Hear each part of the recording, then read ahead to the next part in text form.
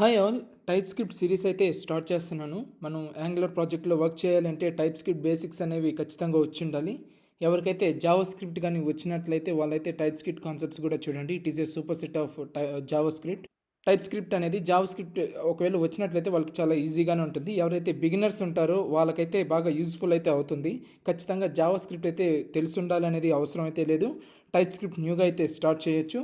And type script concepts like variables, functions, methods ఇవన్నీ ఉంటాయి కదా, బేసిక్ కాన్సెప్ట్స్ అన్నీ ఉంటాయి కదా. ఇవన్నీ ఈ సిరీస్లో అయితే నేను ఫుల్గా కవర్ చేస్తున్నాను. And also type script basics, type script మీద మనం వర్క్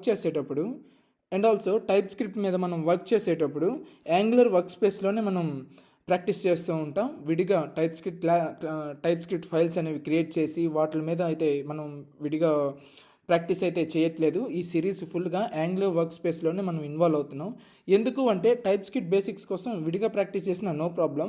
బట్ యాంగులర్ వర్క్ స్పేస్లో మనకి కాంపోనెంట్స్ ఉంటాయి కదా, ఆ కాంపోనెంట్స్లో ఒక టైప్ స్క్రిప్ట్ ఫైల్ అయితే ఉంటుంది.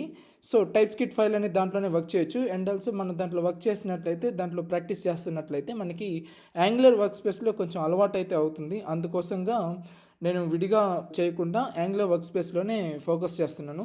దీంట్లో అందరూ ఎలిజిబిలిటీ అయ్యాను. ఒకవేళ ఇది తెలియదు, డిజైన్ తెలియదు, లేదా ప్రోగ్రామింగ్ తెలియదు అని అనుకునే వాళ్ళు డ్రాప్ అవ్వద్దు. ఎందుకంటే నేను స్టార్టింగ్ కాడి నుంచి వస్తున్నాను. ప్రోగ్రామింగ్ తెలియదు అన్నట్లయితే ప్రోగ్రామింగ్ కాడి నుంచి స్టార్ట్ అవుతున్నాం.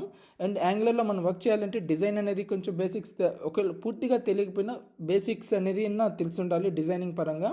అండ్ ప్రోగ్రామింగ్ పరంగా, టైప్ స్క్రిప్ట్ ప్రోగ్రామింగ్ పరంగా కూడా మనకి బేసిక్స్ అనేది తెలియాలి. యాంగులర్ ప్రాజెక్ట్లో మనం వర్క్ చేయాలి కాబట్టి వాటి మీద ఖచ్చితంగా ఐడియా అయితే ఉండాలి.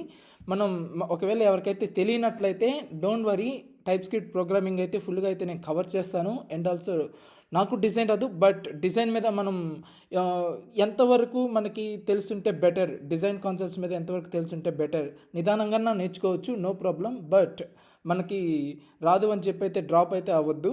సో టైప్ స్క్రిప్ట్ సిరీస్ అన్ని యాంగులర్ వర్క్ స్పేస్లోనే జరుగుతాయి. టైప్ స్క్రిప్ట్ బేసిక్స్ అన్ని కవర్ చేస్తాను. యాంగులర్ ప్రాజెక్ట్కి మనం వర్క్ చేసేటప్పుడు దేనికి ఎంతవరకు రెడీ అవ్వాలి అనేది ఈ సిరీస్ ఫుల్గా కాన్సన్ట్రేట్ చేసినట్లయితే ఖచ్చితంగా మనం మూవ్ ఆన్ అవ్వచ్చు డైరెక్ట్ యాంగులర్ కాన్సెప్ట్స్లోకి.